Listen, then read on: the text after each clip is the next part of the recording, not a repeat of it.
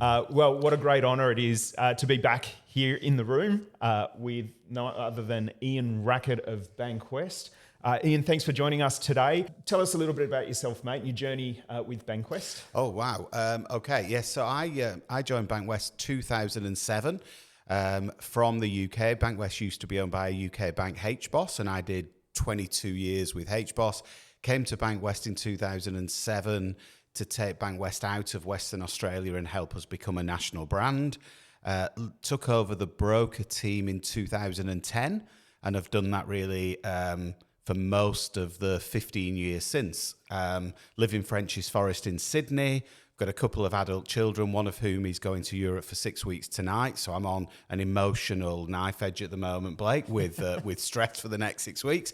I've loved growing the broker business within Bankwest, and maybe we can talk a little bit about that. But that is most definitely the highlight of my 38-year banking career.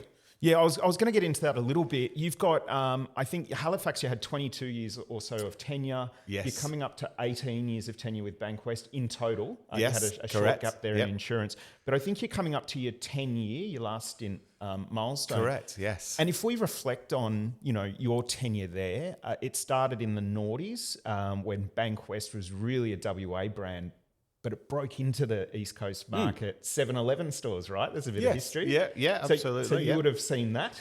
Yeah. You would have seen it grow from a very low market share business to a big market share business. So tell us about some of the changes you've experienced and how you've seen the broker channel evolve with Bankwest. So I'm very proud that when I first became involved in broker in Australia. Most of my career in the UK was also with broker, and broker has a very high market share in the UK, just as it does in Australia. But broker share was between 30 and 40% when I first began to work with broker in Australia. And of course, now it's virtually doubled in terms of share. And the number of brokers has accelerated to allow customers to have that real level of choice and get that great level of expertise. I think when I think of some of the pivotal moments, bank appetite to lending changed a lot throughout the 2010s. We had curbs on investors that many of your brokers will be aware of. Of course, the decade ended in the Royal Commission, which, was a hairy couple of years for everybody in banking and finance in terms of what the outcomes were.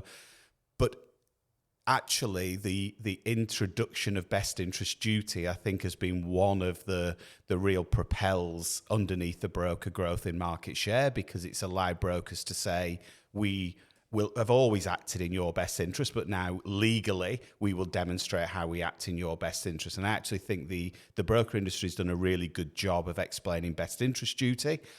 I then think, if you don't mind, of the 2 years of COVID and how customers flocked to their broker to say, what are my options? What do I need to do? Whether I'm feeling secure, I'm feeling very insecure. And again, I think the broker market really came to the customer fore through difficult times. And then, of course, post-COVID, we've had really great accelerated growth in the housing market nationally, a bit up and down in Victoria, but generally very, very strong. And Bankwest have really enjoyed the growth at the same time in our market share, and absolutely with SFG, where we've probably doubled year on year on year for about 4 years now, Blake. So plenty of highlights, plenty of things that I think the lenders and the brokers came together for our customers and really delivered big during that either that 10-year or that 14-year that I've been involved in broker. I love the fact that you're so knowledgeable, but clearly passionate about the broker channel. Bankwest is heavily reliant on broker channel. In fact, it's where you get most of your flows. So I'd say thank you for your investment and trust in our group. Do you see anything in the near future disrupting market share in a good or bad way?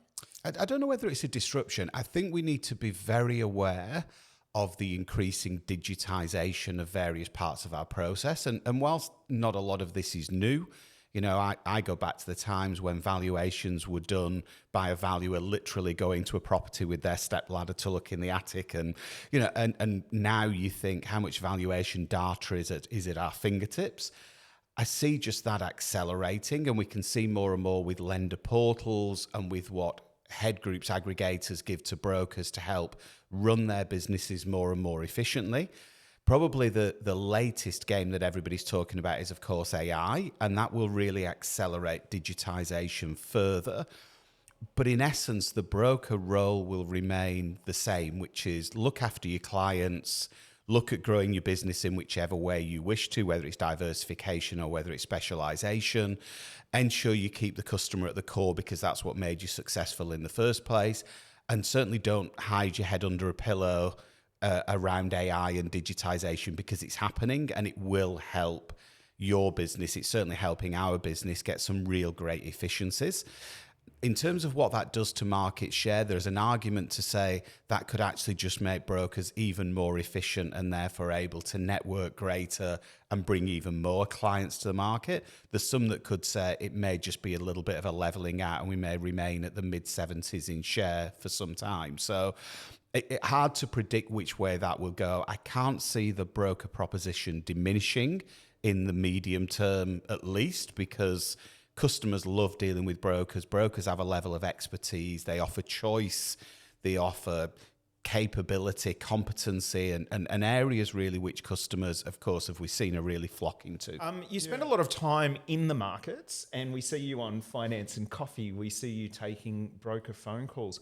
What drives you or motivates you to be so close to brokers that are executing their craft?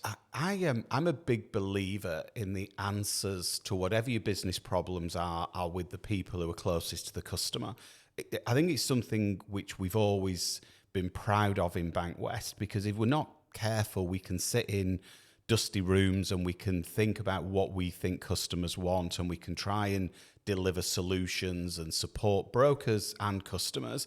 My view is always, I can do that, but actually I want to hear from the customer or the people closest to the customer, because that gives me a really great sense of what do I need to be looking towards, what do I need to be fending off, what do I need to be protecting, advocating, etc. So I've always felt, and I spent a week in Perth last week with some phenomenal brokers, I think the answer in lending is to go and spend time with brokers who've got the market share, who've got the customer trust, and gain as much information as you can. And I'll just finish on one with Finance and Coffee.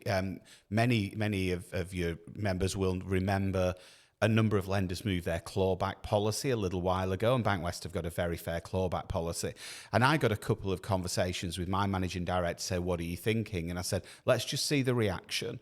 And of course, Finance and Coffee gave me the reaction, and it really gave me literally hundreds of comments around what brokers really respected with our model and had their views on other lenders' models, and that's their models. I'm not concerned. So, the ability to get that level of feedback from a group of brokers so disparate across different experiences, tenures, aggregators, and so on, really allowed me to say, this is what the brokers are looking for. We're going to stay as we are on clawback. And it's a fairly minor thing, but it's what really demonstrates to me we're listening and we'll respond to wherever we believe brokers need us to go, or stick, as the case may be.